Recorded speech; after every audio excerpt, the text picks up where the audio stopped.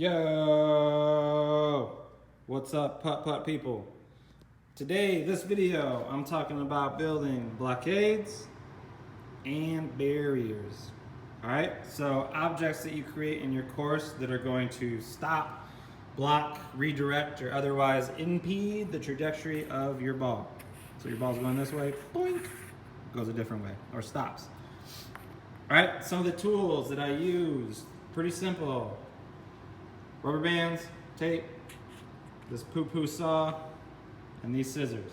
All right, that's all I use to make these. You can go much bigger, you can use different materials, go nuts. All right, so the first blockade I'm gonna talk about, and a lot of these are using some of the processes that we've already seen and heard and done and loved. This is from my last video about creating a corner joint or a gusset.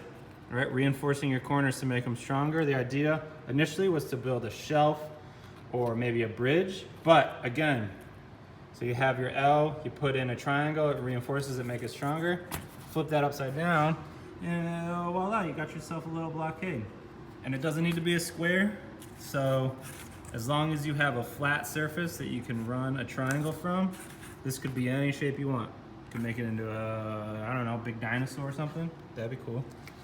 All right, the next method for creating a blockade is called the slot method. So you have two squares here that have lines cut down the middle.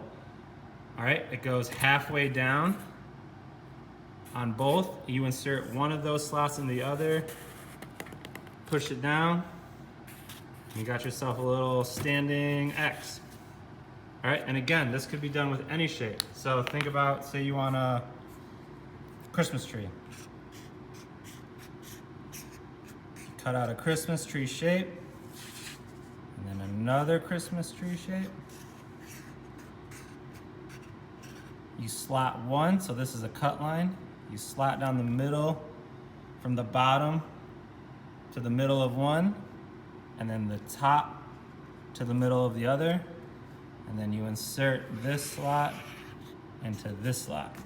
All right, then you'll have the same thing, but instead of a X, or a rectangle, it'll be a Christmas tree. So you do that with any shape, as long as you slot the top and the bottom of another, and then you insert those two slots. Hopefully that makes sense. Pretty sure I did a pretty good job. All right, here's one I'm excited about. This one is inspired by pinball.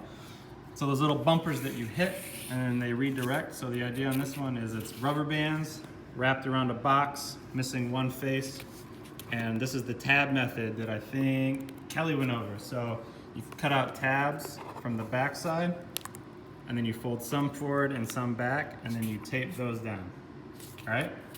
Boing, boing. That's a pretty good one. I'm pretty excited about that. So, a couple ideas for y'all. Hopefully you make much cooler, bigger, badder things than this, but here's a start. Do it.